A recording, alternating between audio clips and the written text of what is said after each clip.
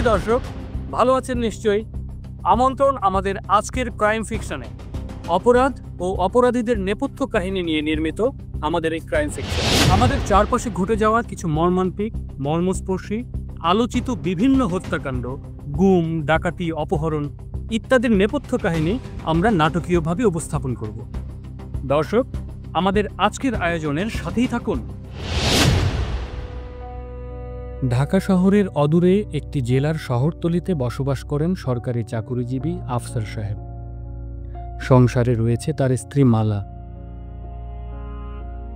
একমাত্র পুত্র লিটন পড়ালেখা শেষ করে বিদেশে যাওয়ার জন্য চেষ্টা চালিয়ে যাচ্ছেন, আর কন্যা পলি কলেজের লেখাপড়া শেষ পর্যায়ে। এই বাড়ির আরেক সদস্য পারুল, ময়মনসিংহের হতদরিদ্র কৃষক মজিদ মিয়ার কন্যা পারুল।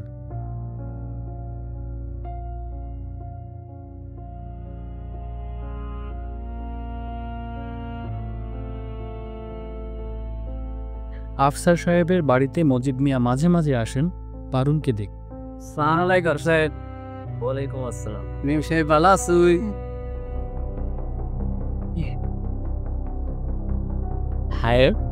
দেখছই আমরা বাড়ির পিছনে পুষ্করিণী আছে, এটা থেকে আমি নিজে নাইমা মাইরে লয়েছি। আরে দেখুন দেখুন, আমরা ক্ষেত থেকে শাক সবজি আনছি, কেমন তোর টাকা দেখছই, কোনো বিষ দিছি না। পারুল তরস থাকে রে সাহেবের দেওয়া। অভাবের সংসারে সন্তান লালন পালন করার মতো সামর্থ্য নেই মজিদের, তাই কন্যা পারুলকে ছোটবেলায় আফসার সাহেবের কাছে দিয়ে যান। আফসার সাহেবও পারুলকে নিজ কন্যার মতোই দেখেন। শোনো, নাস্তা রেডি হয়ে থাকলে আমাকে দিয়ে দাও, আমি বের হব। জুবাইরের সাথে দেখা করতে হচ্ছে, বাকি টাকাটা আজকে দেওয়ার কথা আছে। নাস্তা রেডি, এসো। চল। নতুন বাড়িতে গুইয়া গুইয়া যা নক করে শেষ করে এসেছি, যার জিগাই হে কইতে পারে না। সাহেব দেখি নতুন করে কোনো বিপদে পড়ছুন না? বিপদে পড়বো কারে? বিপদে না পড়লে বাড়ি গেছেন গে রে। আমরা লিটন ভাই আর হ্যাঁ সাসাত তবে রুমে দুইজন বিদেশ পাঠাবো। সি মেলাতে হাত দরকার। ও তুই হাত দরকার আছিল যে বাড়ি গেছলো। সি 12 লাখ টাকা। ও তুই হ্যাঁ বাড়ি গেছুন, কত টাকা পাইছুন? কইতাম পারবাম না। তো ওই দিন আব্বাই 10 লাখ টাকা নিয়ে আইসুন, আরো নাহি পাবো। অত টিয়া, ও মাই মাই মাই মায়া গো, অত টিয়া তো আমি জীবনে এক লোকের চক্ষু দেখছি না। রাখছে গো। কে রে ভাই, তুই রাখছুন? আব্বা আইনছেন নাস্তা খাইয়ে আই।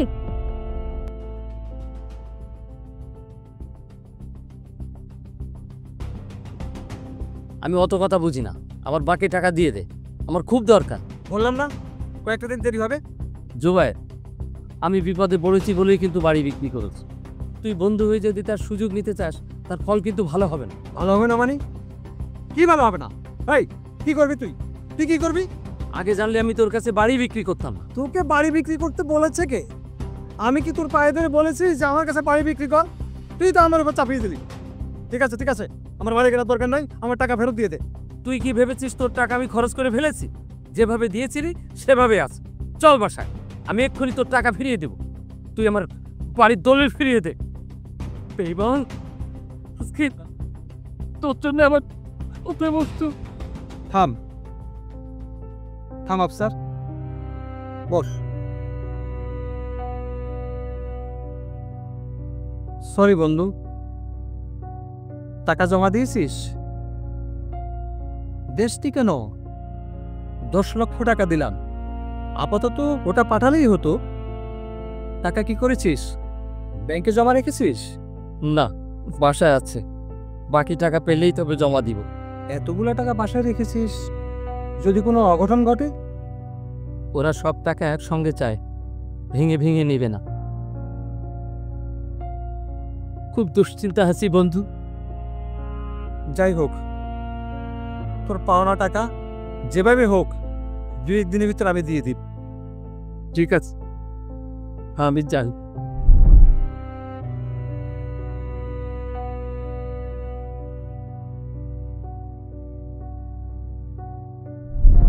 এতগুলো টাকা বাড়িতে রেখেছে, বোকা আর নাকি?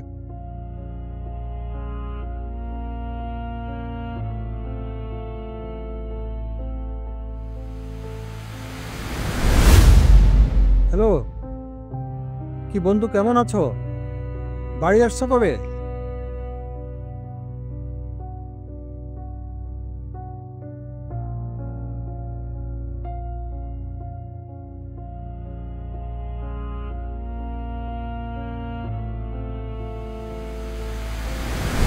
সুধী দর্শক, 10 জানুয়ারি 2010 আজকে আমরা আপনাদের সামনে তুলে ধরব ঢাকা শহরের অদূরে অবস্থিত একটি জেলা শহরের এমন একটি আলোচিত ও চাঞ্চল্যকর ঘটনা যা দেখে আপনিও শিউরে উঠবেন।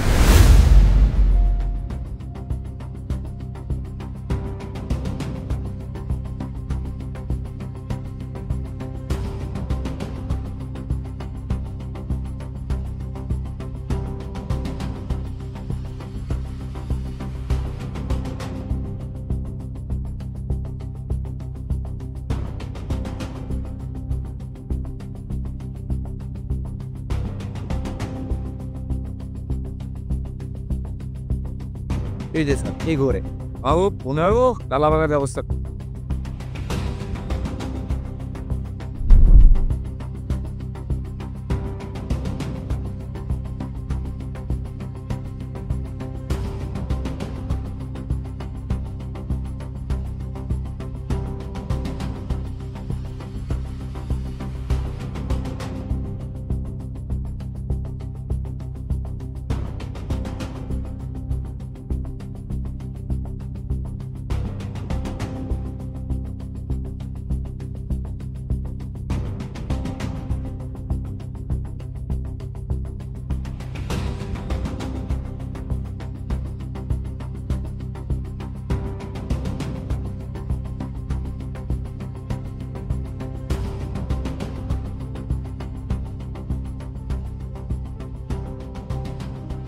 একে একে 5টি লাশ উদ্ধার হলো এই বাড়ি থেকে।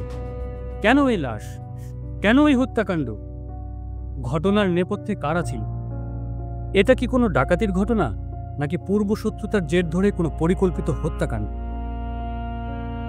নানা রকমের প্রশ্নের জন্ম দিয়েছে এই হত্যাকাণ্ডটি। অনুসন্ধানে এসেছে পুলিশ। চাঞ্চল্যকর এই হত্যাকাণ্ডের রহস্য উদ্ঘাটন করতে মাঠে নামবে তারা। দর্শক, আপনারাও থাকুন তাদের সাথে। জিটিভির পর্দায় চোখ রাখুন, দেখতে থাকুন রুদ্ধশ্বাস সেই মুহূর্ত। আপনারা তো এই এলাকারই, জি বলুন, আপনার কি মনে হয় দেখি ডাকাতি নাকি শুধুই মার্ডার? তা আমরা জানি না। কেন জানেন না? এটা তো ঢাকা শহর না যে এক ফ্ল্যাটের মানুষ আর এক ফ্ল্যাটের মানুষকে চেনে না। দেখুন, এখানে আমরা সবাই সবার পরিচিত, কিন্তু কিন্তু কি? উনি এই এলাকায় নতুন এসেছিলেন, এখন পর্যন্ত ওভাবে আলাপ পরিচয় হয়নি। ও, নতুন এসেছিলেন? তা আগে উনি কোথায় থাকতেন? তা জানি না, ওনার বাড়ির মালিক হয়তো বিস্তারিত বলতে পারবে। আপনি কি ওনার বাড়ির মালিকের নাম জানেন? ওনার নাম অকিল উদ্দিন, উনি কোথায় থাকেন? বাজার রোডের মাথায় হলুদ রঙের বাড়িতে। ওকে, ধন্যবাদ। যদি আবার প্রয়োজন হয় আপনার সাথে আমি কথা বলবো।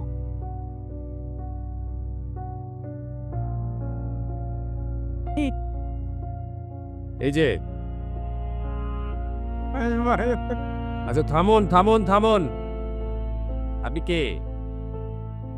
মজিদ স্যার, এরা আপনার কে হয়?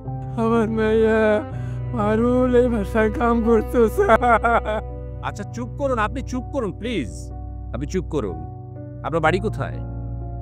Mummy Singh sir. আচ্ছা ঠিক আছে, আমি দেখছি, আপনি চুপ করুন।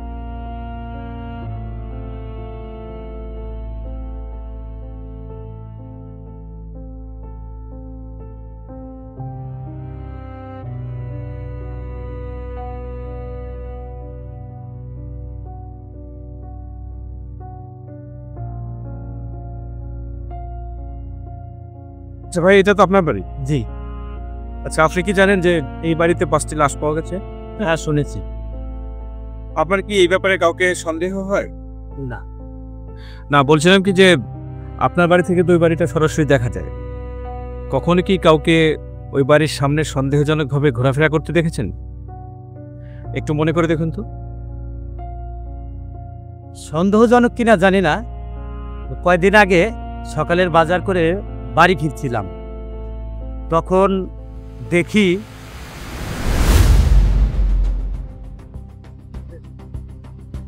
ওই বেটা তাড়াতাড়ি কর।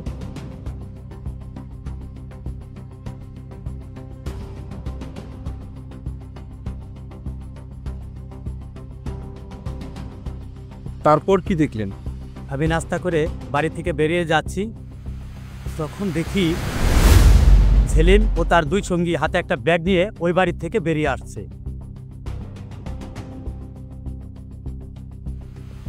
ওই সময় সেলিমকে খুব বিচলিত দেখাচ্ছিল। এরপর আমি আমার কাজে চলে যাই, আর কিছু জানি না। আচ্ছা, সেলিম ছাড়া অন্য দুজনকে আপনি চেনেন? হ্যাঁ, চিনি। কি নাম তাদের? ওদের একজনের নাম সেন্টু আর একজনের নাম মিঠু। ওরা দুজন সবসময় সেলিমের সাথেই থাকে, কিন্তু ওই দিনের পর থেকে ওদের কার এলাকায় দেখা যায় না।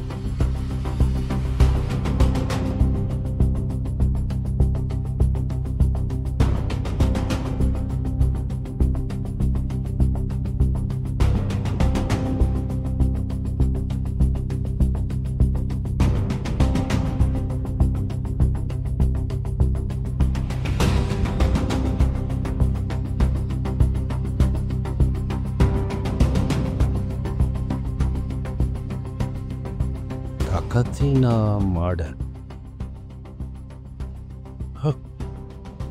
ইয়াস মাগো, কিছু পেলেন? এখনো পর্যন্ত স্যার কোনো তথ্য পাওয়া যায়। সোর্স লাগিয়েছি স্যার। আজকের মধ্যে বাড়িওয়ালাকে থানায় এনে জিজ্ঞাসাবাদের ব্যবস্থা করবেন। হ্যাঁ, তবে স্যার প্রতিবেশীদের সঙ্গে কথা বলে একজনের নাম আমার সন্দেহের তালিকায় চলছে। কি না? আরেকটু নিশ্চিত হয়ে তারপরে বলি sir. Okay, but take it very serious.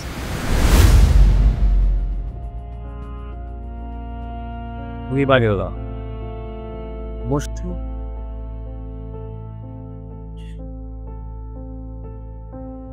আমাকে ধরে থানা আনা হলো কেন? আপনি তো বাড়িওয়ালা, আপনাকেই তো আমার দরকার। আচ্ছা, আপনার তো আফসার সাহেবের বাসায় নিশ্চয়ই যাতায়াত ছিল? আমার সাথে দেখা হয়েছে মাত্র 2 দিন। আমি তার সম্পর্কে তেমন কিছু জানি না। বাহ, জানা নেই শোনা নেই একজনকে বাড়ি ভাড়া দিয়ে দিলেন? না, একেবারে যে কিছু জানি না তা ঠিক নয়। শুনেছি ওনার নিজের বাড়ি ছিল আমাদের শহর এলাকায়, সরকারি চাকরি করতে। বাড়ি বিক্রি করার পর আমার বাসা ভাড়া দেয়। উনি বাড়ি বিক্রি করলেন কেন? তা তো বলতে পারবো না। আচ্ছা, আপনি যতটুকু জানেন ততটুকু বলেন। আপনার বাড়িতে ভাড়া এলো কিভাবে? আমাদের মহল্লার সেলিম একদিন আমাকে এসে বলল তারা এবং চাচা বাড়ি ভাড়া নিতে চায়। আমার ওই বাড়িটি তখন খালি ছিল, আর সেলিমের কথা ফেলি কি করে? তাছাড়া আমাদের মহল্লার সবাই তাকে সমীহ করে চলে। সমীহ করে মানে? তাতে কি সকলে ভয় পায়? That's the point. আচ্ছা, সেলিমকে এখন কোথায় পাওয়া যাবে? আমাদের পাড়া ক্লাবই বসে, কিন্তু কদিন ধরে সেলিমকে এলাকায় দেখছি। কোথাও বেড়াতে গেছে মনে হয়। এই তো, আপনি দেখছি অনেক কিছুই জানেন। বেড়াতে গেছে না পালিয়েছে? সত্যি করে বলুন। সেলিমকে কতদিন হয় এলাকায় দেখছেন না? তা প্রায় সপ্তাহখানেক হবে। বাড়িটা বিক্রি করেছে কার কাছে জানেন? শুনেছি তার এক বন্ধুর কাছে, নাম জুবাই। উনি থাকেন কালীবাড়ি রোডে। আচ্ছা ঠিক আছে, আপনি আজ আসুন, তবে প্রয়োজন হলে আবার আপনাকে বিরক্ত করতে পারি। আর কিছু মনে করবেন না, থানায় নিয়ে আসার জন্য সরি। ভালো হবে, এখন আসি। সালাম, আসুন।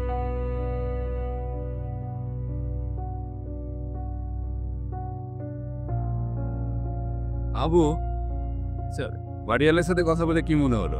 স্যার, আমার মনে হয় আফসার সাহেবের ভাতিজা সেলিমকে অ্যারেস্ট করলে সব তথ্য বেরিয়ে আসবে। কেন এমনটা মনে হচ্ছে? নাম্বার 1, আফসার সাহেবের এক প্রতিবেশী ঘটনার দিন সেলিমকে ওই বাড়িতে ঢুকতে দেখেছে। নাম্বার 2, বাড়িওয়ালার ভাষ্য অনুযায়ী সেলিমকে এলাকার সবাই ভয় পায়। নাম্বার 3, ঘটনার পর থেকে তাকে আর এলাকায় দেখা যাচ্ছে না। আর নাম্বার 4, ঘটনার পর থেকে সেলিমের মোবাইল ফোনটি বন্ধ। গুড, ঠিক আছে, তুমি সেলিমকে অ্যারেস্ট করার ব্যবস্থা করো। Yes sir.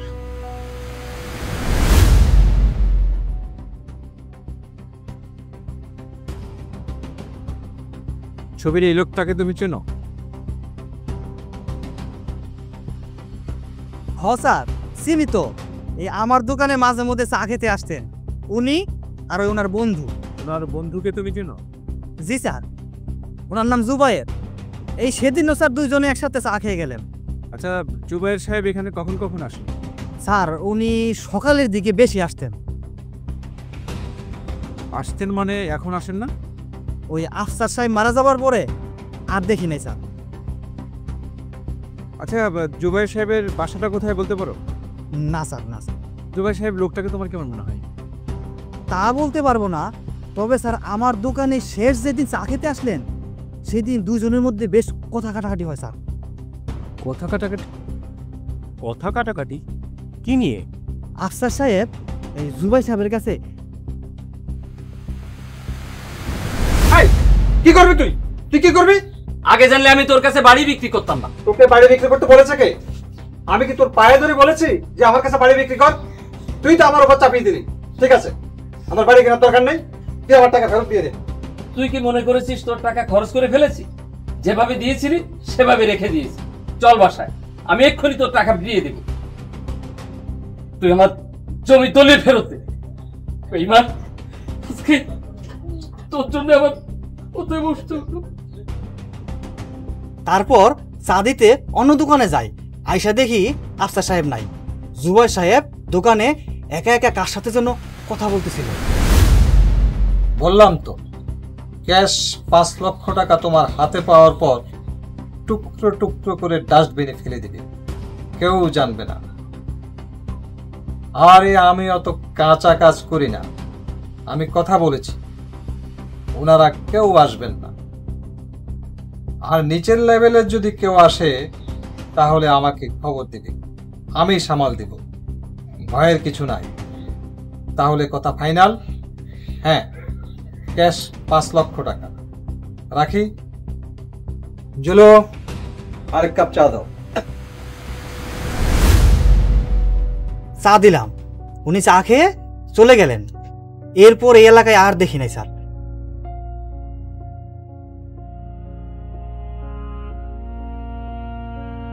সামান্য কথা কাটাকাটি নিয়ে কি বিষয়টা এত দূর গড়াবে? গড়াতেই পারে। এমনও তো হতে পারে যে বাড়ি কেনার বকেয়া টাকা যাতে আর পরিশোধ করতে না হয়, সেজন্যই এই হত্যাকাণ্ড। আচ্ছা শোনো, আমাদের টার্গেট এখন 2 জন। প্রথমত জুবায়ের, তারপর ভাতিজা সেলিম। স্যার আমি চেষ্টা চালিয়ে যাচ্ছি স্যার। অনেকদিন তো হয়ে গেল, বারবার শুধু বলছেন চেষ্টা চালিয়ে যাচ্ছি। শুনুন, আপনারা না পারলে বলুন, আমি ডিবিতে মামলা ট্রান্সফার করে দিই। স্যার স্যার প্লিজ আমাকে আর 2-1 দিন সময় দিন স্যার, আমি ব্যাপারটা খুব সিরিয়াসলি দেখছি স্যার। ঠিক আছে, আমাকে টাইম টু টাইম আপডেট জানাবেন। রাখছি। Right sir, thank you sir. Sir sir sound sir.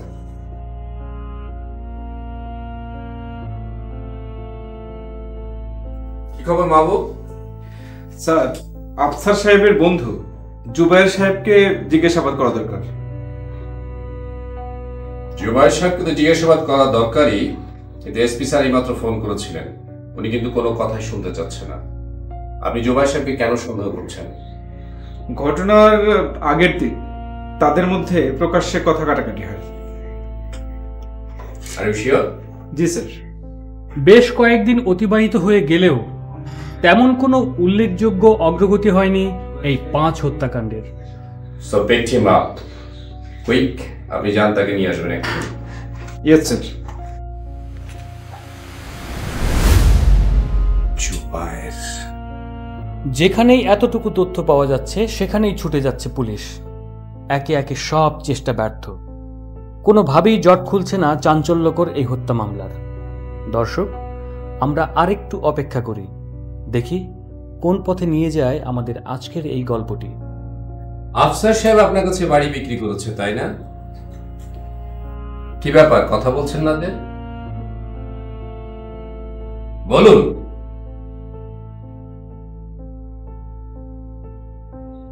জি।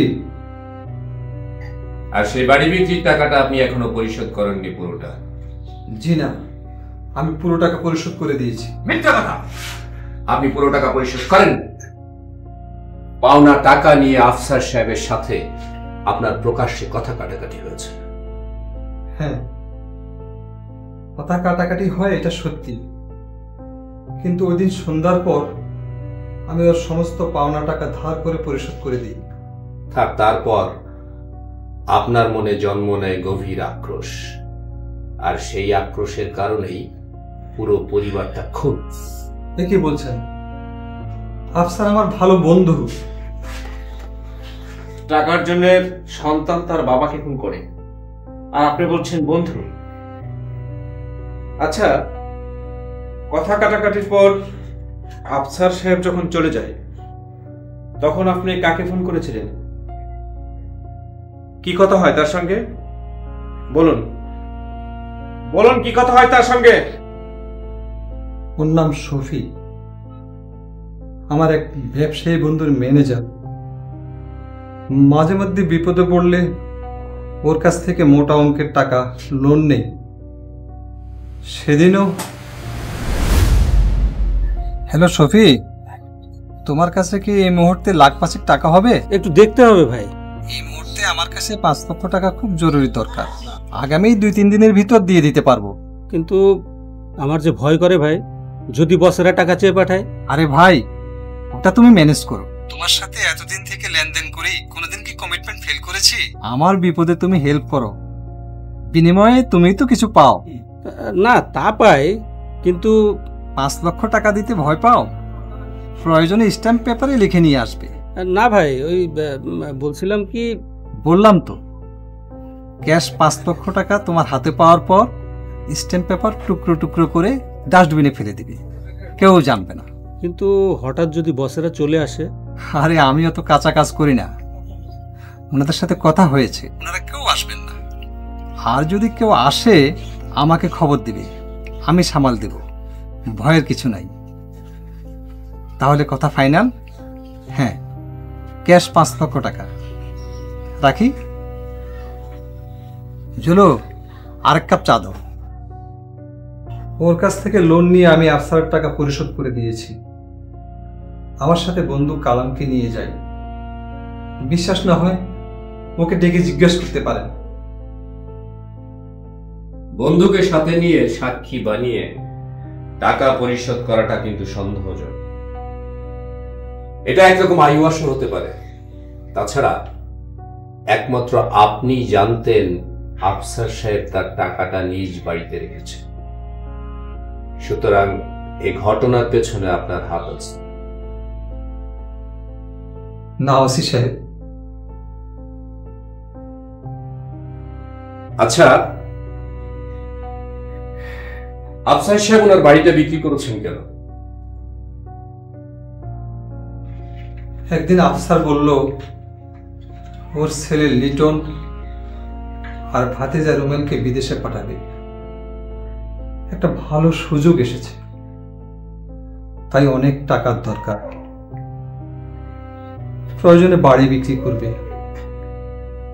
বাড়ির দাম ছিল 15 লক্ষ টাকা। আমি বললাম আপাতত 10 লক্ষ টাকা দিতে পারবো, বাকি টাকা দিতে কিছুদিন দেরি হবে।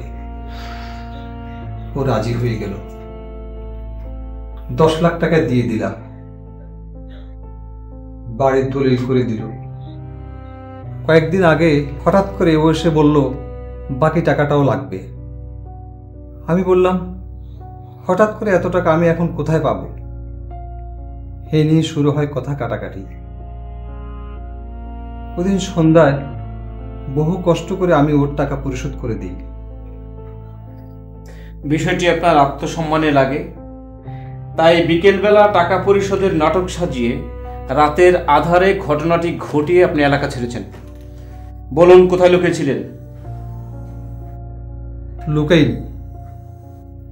আফসারের টাকা পরিশোধ করে বাড়ি ফেরার পথে হঠাৎ আমি অসুস্থ হয়ে পড়ি। এই যে আমার মেডিকেলের সব কাগজপত্র, তথ্য প্রয়োজনে তদন্ত করে দেখতে পারেন।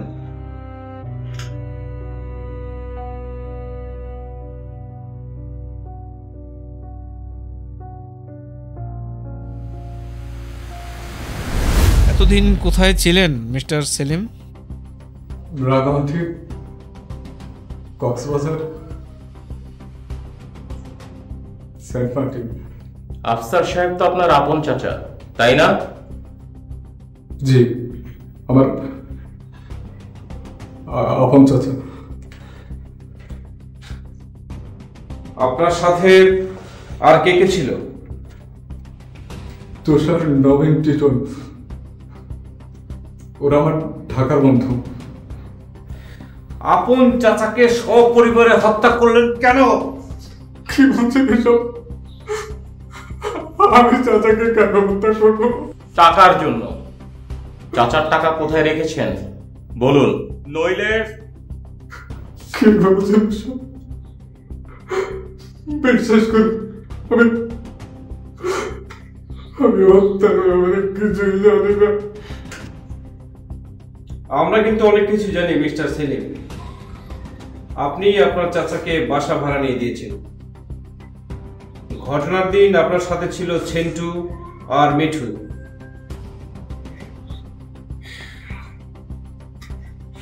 টাকা নিয়ে ঠিক কটার সময় এই বাসা থেকে বেরিয়েছেন তার সবই আমাদের জানা আছে। এখন আপনি স্বেচ্ছায় বলুন, নইলে কিভাবে কথা বের করতে হয় তার সব ব্যবস্থাই আমাদের জানা আছে। বলুন বলুন, নইলে বলছি, মারবেন না প্লিজ। চাচার বাসা আমি ভাড়া নিয়ে দিয়েছি। চাচার 12 লাখ টাকা আমি নিয়েছি। আমার সঙ্গে ছিল সেন্টু আর মিঠু। কিন্তু হ্যাঁ, কিন্তু কি বলুন? টাকাগুলো নিয়ে আমি ঢাকায় যাই। তারপর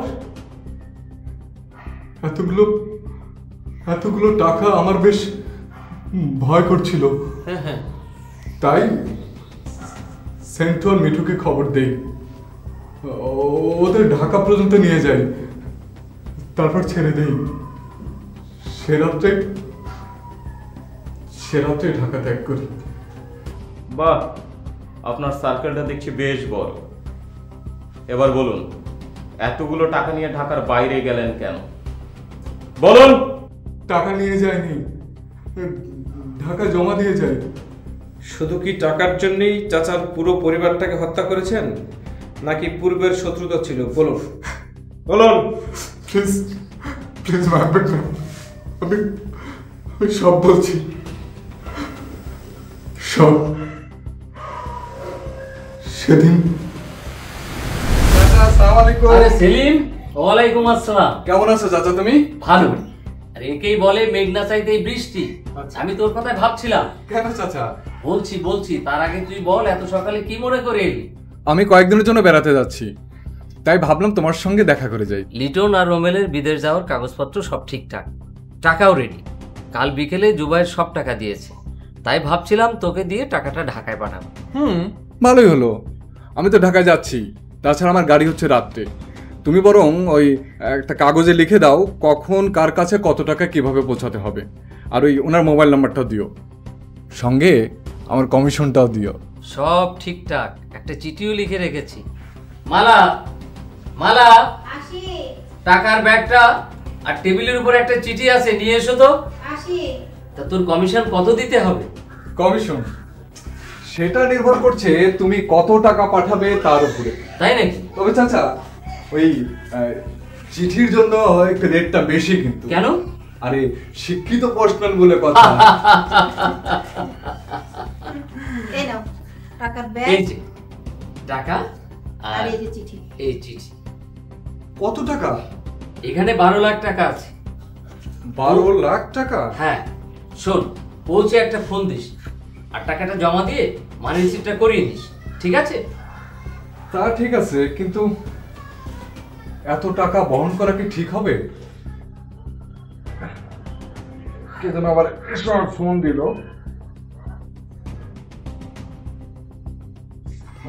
সেন্টু। হ্যাঁ সেন্টু। বেটা তুই কোথায়? আমার কাছে টাকা ধার চেয়েছিলি, নিবি না? আরে নেব না মানে, আমি তো তোদের এলাকাতেই আছি, এই চাচার বাসায়। কখন আসবি? আমি আর মিঠু একটা জরুরি কাজে ঢাকা যাব। ওহো, আমি তো ভুলে গিয়েছিলাম রে। ইয়ে, তোরা কখন যাবি? এই তো তোর সাথে দেখা করেই চলে যাব। মিঠুও চলে আসছে আমার বাসায়। আচ্ছা আচ্ছা, তো ভালোই হলো। শোন, তোরা এক কাজ কর, তুই মিঠুকে সঙ্গে নিয়ে এই চাচার বাসায় চলে আয়। ঠিক আছে, আসছি, তাহলে রাখি। আল্লাহ হাফেজ। চাচা, আর টেনশন নেই, ওই যে আমার বন্ধু সেন্টু আছে না, হ্যাঁ, সেন্টু আর মিঠুও ঢাকা যাবে। তাহলে তো ভালোই হলো। হ্যাঁ, ভাবলাম যে একসঙ্গে যাই, ওদেরকে বললাম, ওরা আসছে। আর এই ত্রিরত্ন এক জায়গায় থাকলে নো চিন্তা ডুব ফুটছে। এরপর টাকা নিয়ে জমায় দেই। মানি রিসিটের কপিটা আমার কাছে রয়েছে। আপনি তো সবসময় ক্লাবেই বসেন, আপনাদের ক্লাবে বোধহয় নিয়মিত নাটকের চর্চা হয়। নাটকের গল্পটাও সাজিয়েছেন বেশ, আর আপনি অভিনয় ভালোই করেন। আপনার চাচা সপরিবারে খুন হলো, আর আপনি বন্ধুদের নিয়ে চলে গেলেন আনন্দ ভ্রমণে। বিষয়টা কি অস্বাভাবিক নয়? আমি জানতাম না কিছুই, কক্সবাজার থেকে ঢাকায় ফিরে সব শুনেছি। ঘটনার দিন থেকে আপনার মোবাইল ফোনটি বন্ধ কেন? রাঙামাটি যাওয়ার পথে কুমিল্লার একটি রেস্টুরেন্টে বাসটা থামে, ওই রেস্টুরেন্টে ভুল করে আমার মোবাইলটা ফেলে যায়। এবার গল্পটা একটু দুর্বল হয়ে গেল না? আপনার বন্ধুদের কারো নাম্বার আপনার পরিবারের কারো কাছে নাই, সেটা কি করে হয়? ভুলবশত কেউই মোবাইলে চার্জার নেয়নি। এক পর্যায়ে সবার মোবাইলে চার্জ শেষ হয়ে যায়। তারপর সবাই মিলে সিদ্ধান্ত নেই আমরা কেউই মোবাইল ব্যবহার করব না, কারণ আমরা এসেছি আনন্দ ভ্রমণে। তাই কয়েকটা দিন নিজেদের মতো কাটাতে চাই, থাকতে চাই ফ্যামিলি থেকে দূরে, অনেক দূরে। আপনাদের আনন্দ ভ্রমণ কেমন হলো? বেশ আনন্দ করেছি, হাসি ঠাট্টা মেতেছিলাম, কিন্তু একবারের জন্য বুঝতে পারিনি আমার জীবনে এরকম একটা দুঃসংবাদ অপেক্ষা করছে।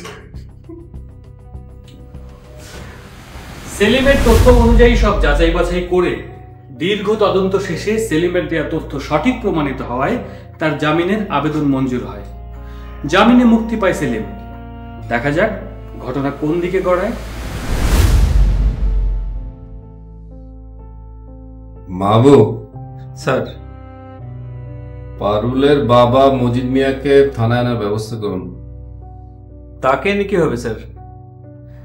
আমার যতদূর মনে হয় সে innocent. How can you know that? সে তো ডাকাত দলের সদস্য হতে পারে, অথবা ডাকাতের ইনফর্মারও হতে পারে। কিন্তু স্যার, ঘটনায় তো তার মেয়ে পারুলও খুন হয়েছে। পারুল যে তার নিজের মেয়ে এটা কিভাবে বুঝলেন? যা বলছি তাই করুন, যান। Yes sir.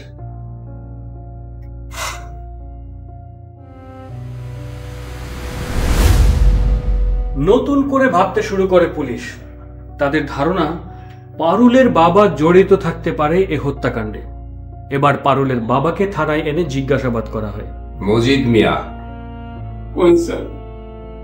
মঞ্জু, আপনি যান। জি স্যার। এদিকে আসুন।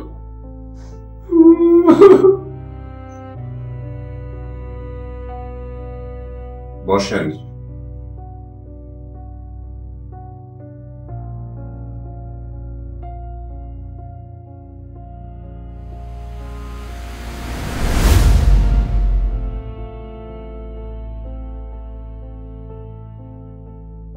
এটা কিরম কথা?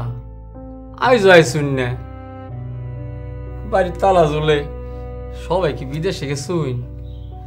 কয়দিন হয়েছে তাও আইসুন না।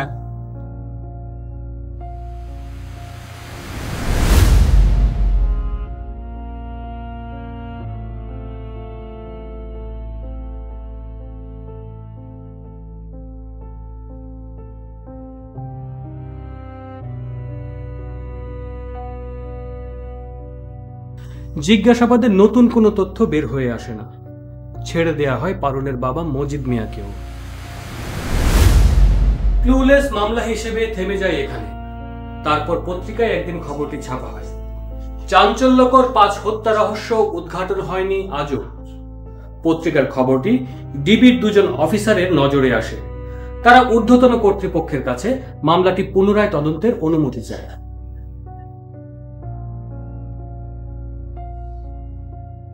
অনুমতি পেয়ে তারা মাঠে নেমে পড়ে রহস্য উদ্ঘাটনে। এখন একটাই প্রশ্ন, তারা কি পারবে এই হত্যাকাণ্ডের রহস্য বের করতে? দর্শক, দেখতে থাকুন। ঘটনাস্থল সহ আশেপাশে তারা ক্লু খুঁজতে থাকে। বাড়ির ভেতরে তারা খুঁজে পায় একটি সেলাই রেঞ্জ।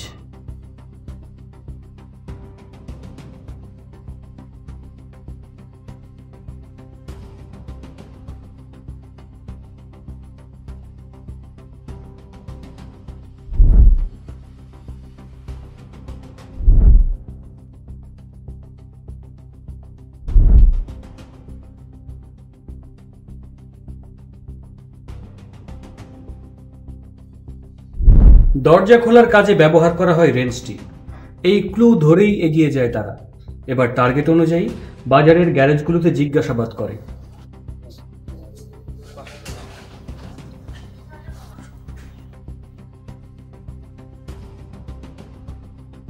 দেখুন তো, এই রেঞ্জটা আপনাদের নাকি?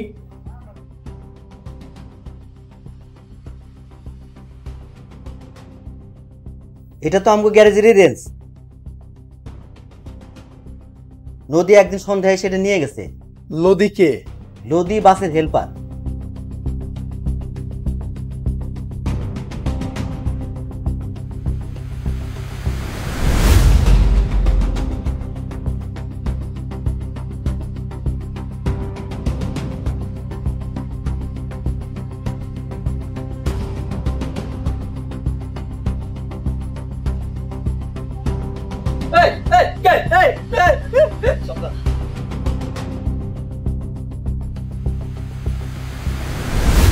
দেখ তো, এটা চিনতে পারিস কিনা? জি স্যার, এটা রেঞ্জ স্যার, সেলাই রেঞ্জ। আমি স্যার এই তো মেলা দিন আগে আবুল ভাইয়ের গ্যারেজ থেকে নিয়ে এসেছিলাম আমার বাসার চাপ করলা ঠিক করে নিলে গিয়া। সত্যি করে বল, এই রেঞ্জ আফসার সাহেবের বাড়ির পেছনে পড়েছিল, এটা ওখানে গেল কি করে? স্যার সেদিন বিকালবেলা বাসায় এসে দেখি আমার টিউবওয়েলটা নষ্ট হয়ে গেছে। তো সন্ধ্যাবেলা গেলাম আবুল ভাইয়ের গ্যারেজে, রেঞ্জটা নিয়ে আসলাম, তারপরটা নিজেই টিউবওয়েলটা ঠিক করলাম। তারপর আমি হাত মুখ ধুই, ঘরে চলে যাই। রেঞ্জটা ভুলে আমি টিউবওয়েলের উপর রাখা ঘরে ঢুকে গেছি, আমারও তুলতে খেয়াল নাই। সকালবেলা দেখি স্যার ওই রেঞ্জটা নাই, মনে হইলো চোরে নিয়ে গেছে। এরপরে স্যার আমি আর কোনো খোঁজ খবর করিনি স্যার। আমার সাইডা দেন স্যার, আমি স্যার গরিব মানুষ স্যার, কাম করে খাই। আমি বাড়িতে না গেলে স্যার আমার পরিবার না খায় থাকবো স্যার। স্যার সাইডা দেন স্যার।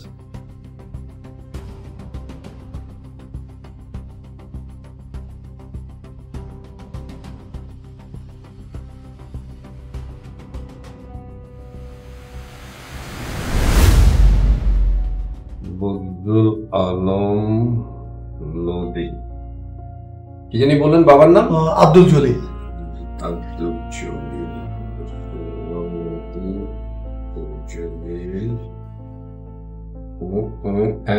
বদরুল আলম লোদি, আব্দুল জলিল পিতা, সাংগট। আরে এ তো দেখি একাধিক মামলার আসামি, দাগি দাগি। তাই নাকি? আমরা মনে হয় ক্লু পেয়ে গেছি, কিন্তু এভাবে এত সহজেও স্বীকার করবে না। আমাদের অন্য রাস্তায় এগোতে হবে। চলুন। হ্যাঁ চলুন। ওকে, থ্যাংক ইউ।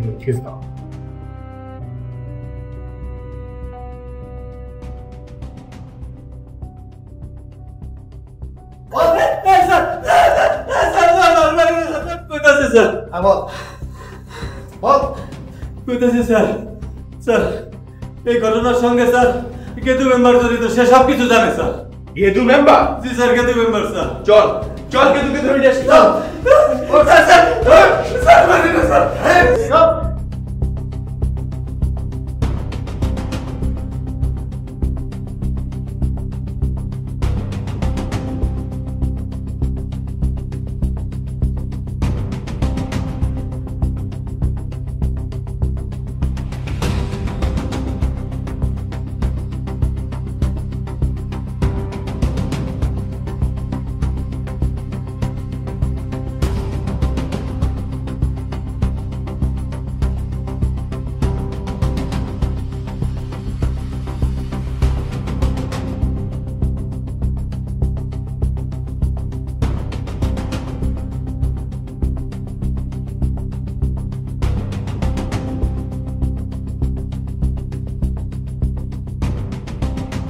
গেদু ভাই, গেদু ভাই,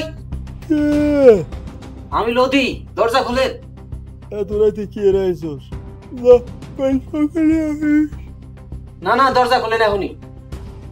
একটা বড় অপারেশন আছে, মেলা টাকার কাম। আচ্ছা খারাপ, আইতাছি।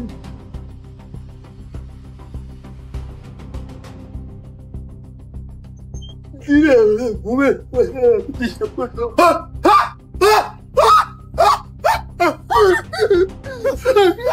আমার কিছু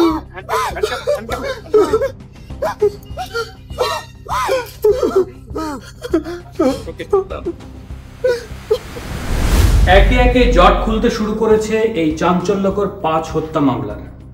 আসামি লদি থেকে গেদু মেম্বার। দেখা যাক গেদু মেম্বার থেকে আর কাকে আবিষ্কার করে তারা।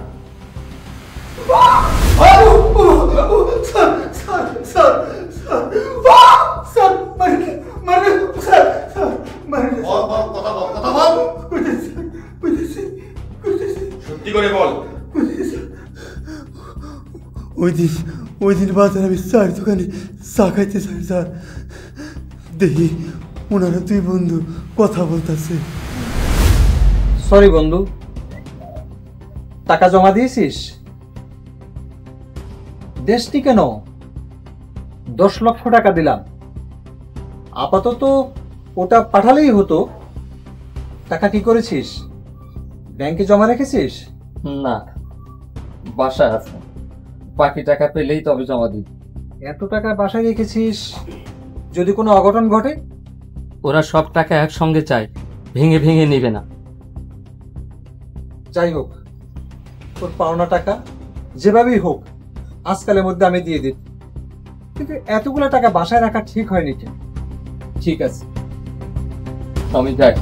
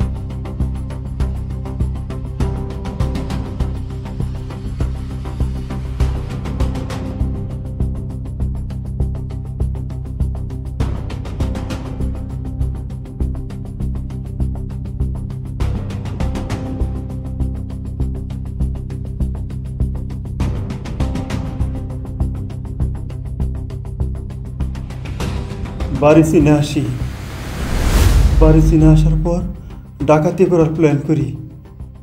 তারপর প্রথমে দেখা করি লদির সাথে। কি কথা হয় তার সঙ্গে? আর তুই কথাটা বোঝার চেষ্টা কর। কইলাম না এটা আমার কাম না?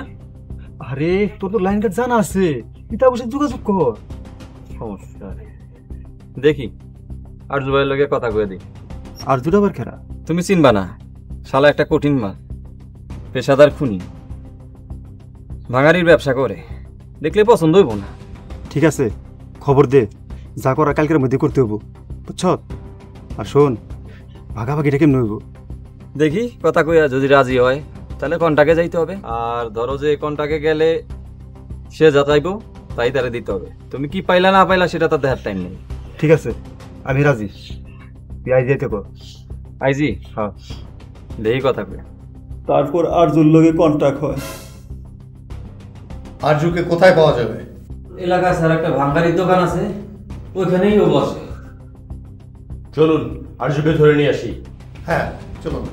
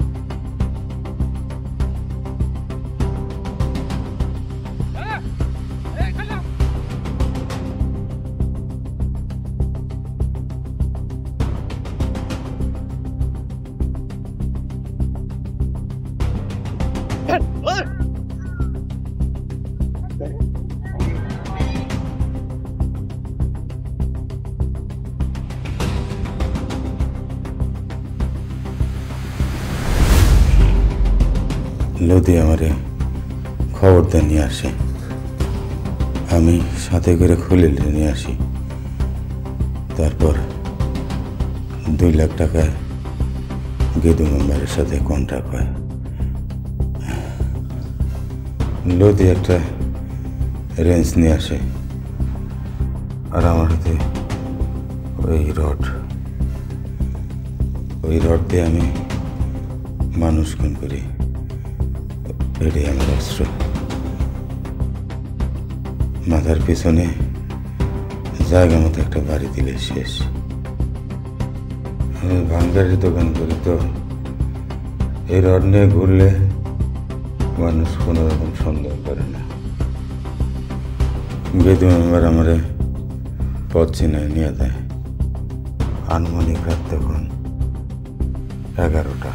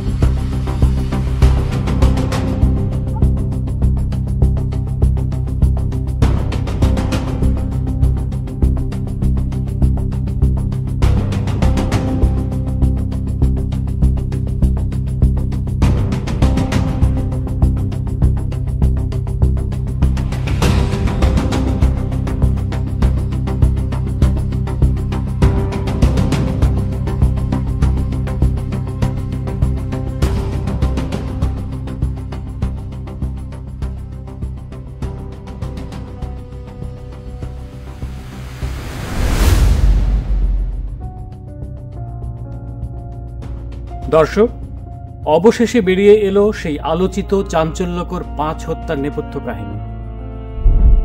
একে একে বেরিয়ে এলো সেই হত্যাকাণ্ডের সহযোগী, মূল পরিকল্পনাকারী এবং হত্যাকারী। সামান্য একটু ভুল, একটু অসচেতনতা, যার জন্য চরম মূল্য দিতে হলো পুরো পরিবারকে। দর্শক, নিশ্চয়ই এর মাধ্যমে আমরা একটা শিক্ষণীয় বার্তা পেলাম। যেখানে সেখানে বসে সব বিষয় নিয়ে কথাবার্তা বলা ঠিক নয়। এতে করে ভয়ঙ্কর বিপদ ডেকে আনতে পারে আমাদের সবার জীবনে। শুধু দর্শক, আজ এ পর্যন্তই। ভালো থাকুন, সুস্থ থাকুন, সাবধানে থাকুন।